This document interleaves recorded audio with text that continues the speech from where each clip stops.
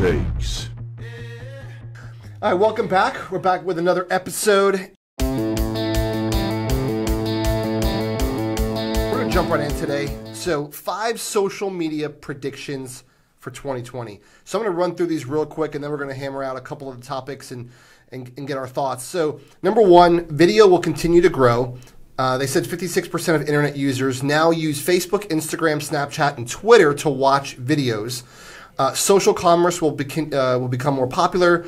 AI will be everywhere. They're estimating that 30% of all B2B companies will use AI as at least one of their primary sales processes. VR and AR adoption will be driven by Gen Z. And lastly, emerging markets will innovate with mobile. So first off, video, right? I think we could say the same thing, like, you know, whether it's 2020 or 2030, video will continue to grow. We're here. Yeah, exactly. Why do you think we're doing this? Right? We're not writing it down on a piece of paper. Exactly. So I think the video is going to grow. It just takes less energy to absorb. Right. You know, it's Yeah. less energy to see a video than it is to read something or even to look at a picture. Yeah, and I think, look, people, especially the mortgage loan officers in our business, are still for some reason fighting to like not get in front of the camera. Oh, I don't have time for this. I don't have time for that. Like, freaking make time, because right now you have to get people's attention. You have to build your brand, and like, it's if they're not thinking of you, they're thinking of the freaking rocket, and that's not good for us long term in our business. No, not at all. And I'm here, and if I'm here, anybody can be here. Believe me. Now, also AI. Like, I think that's, you know, super cool, and you and I had different takes on how AI can be really important going forward. What's your thoughts? So I think AI is going to be the future of our business. Not the immediate future, but one day AI will take over all the underwriting functions. It's just too easy. Right now they already have OCR. Right. So we can already scan documents and read them and put out numbers. The next step is to analyze them. And I think that's going to be a huge shift in our business, and it's going to cost a lot of jobs. We're getting there quick. And when I thought AI and they said 30% of businesses, I'm already thinking, like, you know, when I'm home with my friends and we're talking about how we want to get some outdoor speakers, and then my friend goes on his Facebook and he's already seeing speakers from Bose, you know, or advertisements from Bose. I'm like, damn, that shit's scary. No, all this stuff.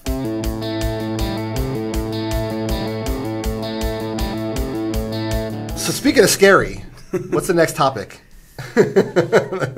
Okay, so, you know, we have the coronavirus, and it's pushing markets.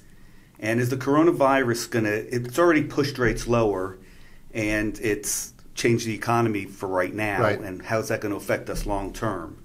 When I look back, in 2003, we had the SARS virus out, and it took about by 2004, there were no more cases of the SARS virus, and then markets kind of came back. At that time, China accounted for 4% of the global GDP. Today, China accounts for 17% of the global GDP. So this is a big deal. Right. So I don't know how long this is going to go on and what are going to be the long-term effects. I think most of the time when we see this happen, I mean, the markets generally bounce back pretty quick, right? Everybody goes into panic mode, and they want to take their money and put it in bonds and treasury bills and all that stuff. And then they realize, okay, this isn't the end of the world. And then they start taking their money and putting it, you know, back into the vehicles and that they want to invest in. Am I the only person that when they see coronavirus, I think of beer? I mean, I don't know. Like, it's every commercial now, and Saturday Night Live is making fun of it. So I'm like, that's the first thing I thought of. I'm like, it's like, you know, maybe get poisoning from drinking too much Corona, too much fun. I don't know. I just think it's, and again, just like anything, things, you know, people get panicked and they overcorrect, and then the market bounces back. I think it's going to be the same with this. And it's mostly institutional investors that are moving the markets. Right. So I agree. I think they'll get this under control. Yeah. And once that happens, people will flow right back into the market. Agreed.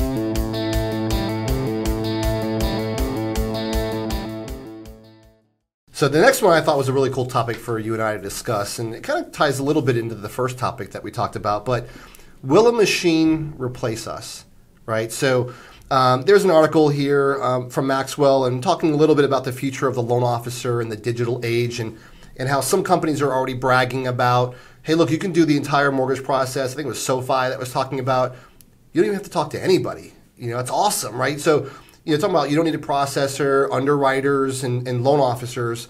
What do you think? You think machines are going to put loan officers out of business? In the short term, they haven't even reduced the cost of producing a loan.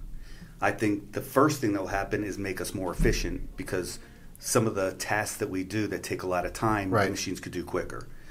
Over the long term, though, I think that the machines are going to take over our business completely, because they could just analyze things much faster. You could put much more information in them. And I think most of the jobs in the mortgage industry will be customer service related. Having customers understand what they're going through, having them somebody's hand to hold, maybe even being like a debt manager for them. But I don't think that they're going to need a person. Once Fannie Mae, Freddie Mac, FHA, and VA say we're going to take them what the machine says, that's going to end. That's going to be a complete turnaround. Yeah, I mean, this reminds me of the stockbroker, right? And then everybody went from a stockbroker to a financial advisor. Mm-hmm. I really think, look, we need to get really good at being debt managers and wealth creators at this point. Like, if we're still order takers at this point in our career, or if you're a loan officer and you're an order taker and you don't feel comfortable having conversations about truly building wealth and how to do it, how to restructure your debt, you're in trouble. I mean, I just think you really need to spend the time to educate yourself to become a resource.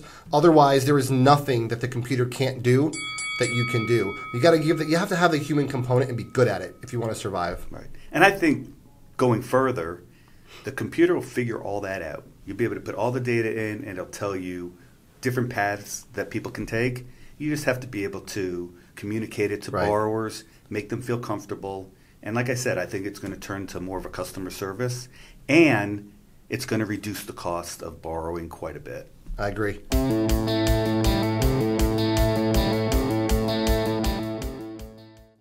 So what's our last topic for today?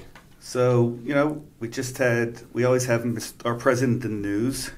So President Trump says that he can get used to negative interest rates. Why shouldn't we wish for that to happen? He probably does. He borrows a lot of money. Yes, he does. Well, he's looking at the national debt. So J.P. Morgan CEO and chairman Jamie Dimon, he said that meanwhile, if you have negative interest rates, it all won't end well. And he's talking about people putting money into the bank and it costing you to have your money in the bank. Right. Who is ever going to do that unless they have to? Right. Even if and the other side of it is, yes, there's zero interest rates or negative interest rates. All that's going to do is drive up the prices of homes. So you're not going to save. You're going to spend what you don't spend in interest, you're going to spend in the price of the home. Right. No, it's true. I mean, and that's what's happened in other areas, right? In other countries that are doing this already, they're seeing the home prices go up, and in fact, they've had to put different parameters in place to prevent the bubble, in the real estate. I also think you got to look at the source, right? So Jamie Dimon, of course, first of all, they don't really want to do mortgages, Chase, right? Or the banks. They do it as a necessary evil. So of course, they'd rather say, let's get let's pay the interest on the deposits, because they'd rather have the deposits than have to worry about lending more money. So I think that's part of it.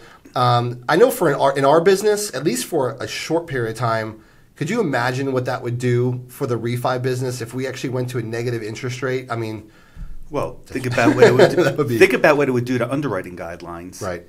You are putting all this money out there, and you're making nothing back. Right. It's all risk. Yeah. There's no reward there. True. I agree with Mr. Diamond. I don't see it happening. Yeah, and I look at it. Look, I guess maybe it's from my perspective. I actually think that'd be pretty cool. But I also think long term wise, there's not enough data to know what that will do long term for us, and it just doesn't make a lot of sound financial sense. It'll spark a lot of borrowing in the short term, but I think in the long term, who knows? It's pretty scary. Right. I think the fear of the economy collapsing because where we're at that we need to do that would be much worse than the savings people would have when they're borrowing money. I think we should consult Pat Riley about this. So. Right. Anyway, guys, hope you enjoyed this week's episode. Let us know what your thoughts are on negative interest rates. Would you welcome that, or do you think that's like a recipe for disaster? Let us know in the comments below, and we'll see you guys again next week. Thanks, guys. Bye-bye.